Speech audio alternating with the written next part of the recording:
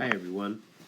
So this problem we are going to solve the initial value problem given the initial conditions here.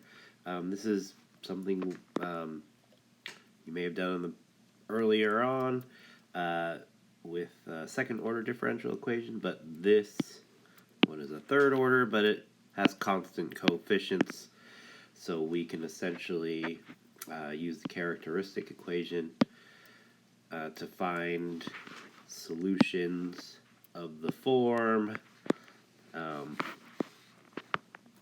y equals e to the rt, and then we can find the derivative of that, which will be r to the e rt using the chain rule. Second derivative being r squared e to the rt. Third derivative being r cubed e to the rt. And I'm just going to kind of create some space there.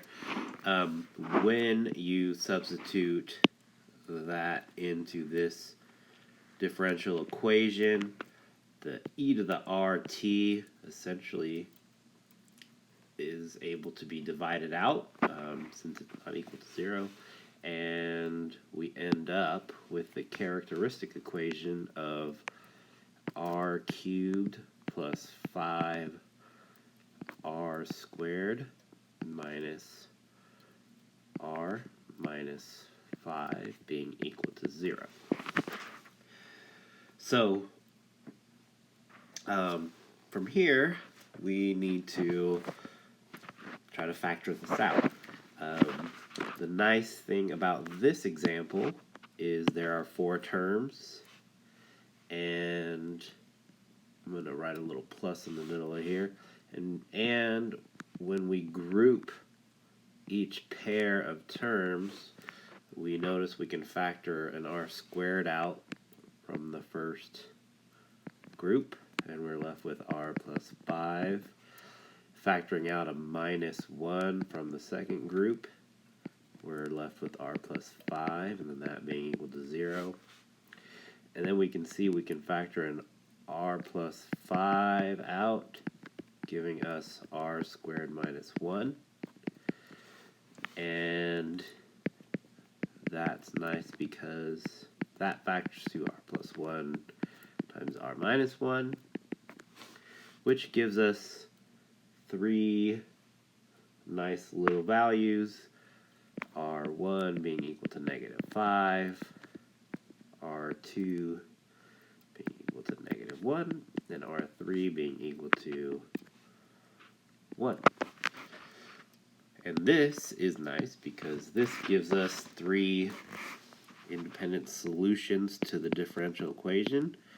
One of them, and they're all of the form e to the rt. And we just use what we found out for our r's. First, one solution will be e to the negative 5t. A second solution will be e to the negative t. And a third solution will be e to the t. This is wonderful because this gives us a general solution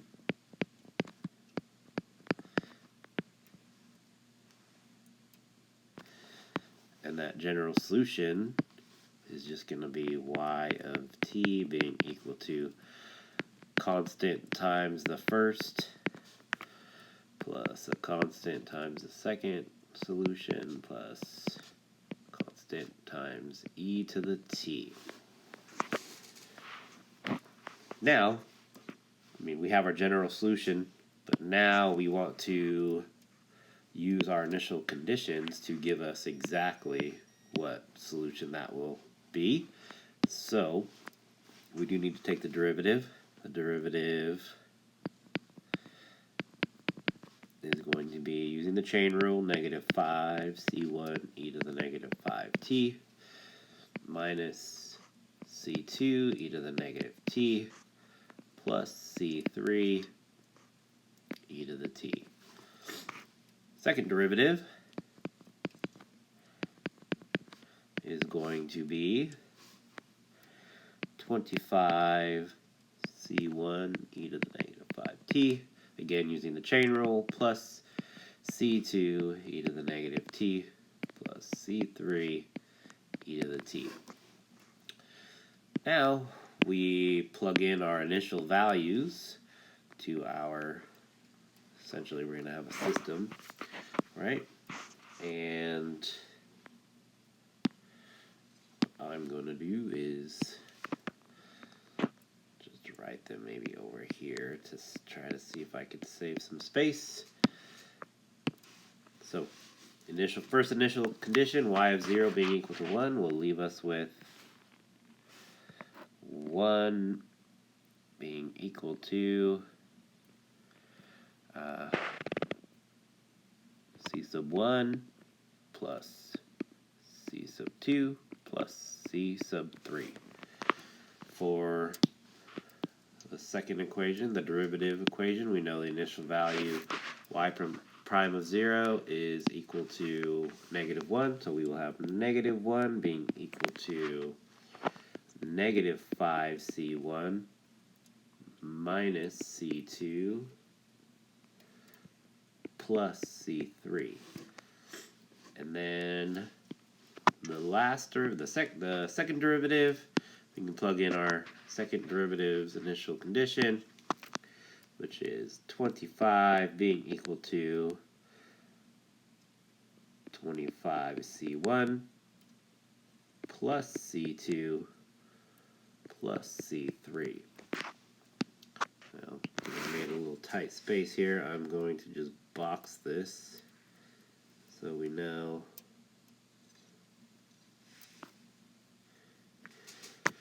where our system is. And now we just solve. So what I notice here is I can add the first and second equation to get rid of the c2, and that will help. I'll have an equation with just c1 and c3. So let me rewrite those. 1 equals c1 plus c2 plus c3.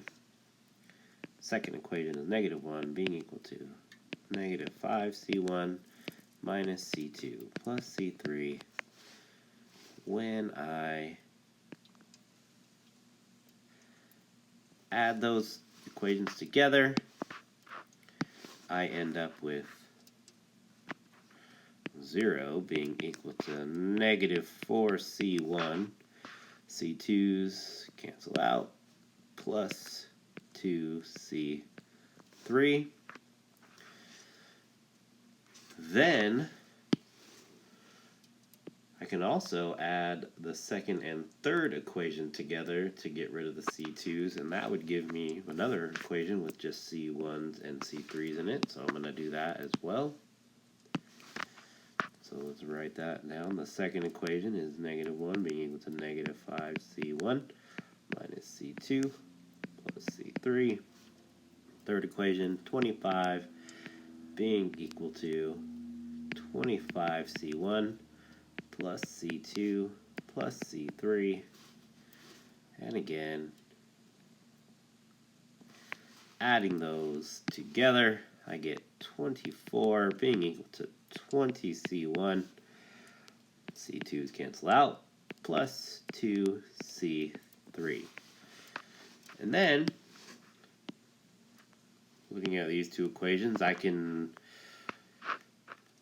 multiply a negative 1 to this equation or this equation and cancel out the c3's. I think it'll be easier to just multiply this first equation by negative 1, which then gives us 0 being equal to 4c1 minus 2c3, and C3's cancel out. I'm left with 24C1 being equal to 24. So C1 will equal 1. And going back to this equation on the left here, we know 2C3 is equal to 4C1. We know C1 is just equal to 1. So 2C3 being equal to 4, which gives us C3 being equal to 2.